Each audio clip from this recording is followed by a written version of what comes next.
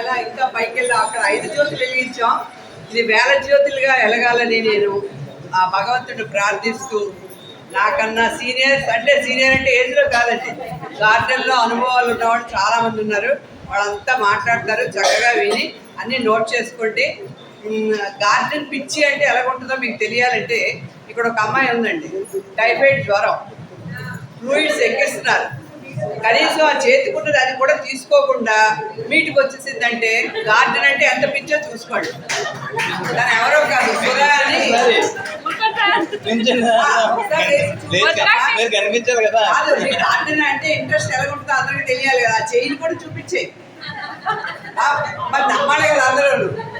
ఓ side fluids ఎక్కిస్తున్నారండి, అయినా సరే garden మీకు మిస్ అవ్వకూడదు, ఇది ఎప్పుడో వస్తుందని వచ్చింది అమ్మాయి. మరి అది మొక్కలు అంటే అలాగే రప్పిస్తాయి అదనమాట. అందరూ కూడా హ్యాపీ గార్డెన్ చక్కగా పెంచుకోండి.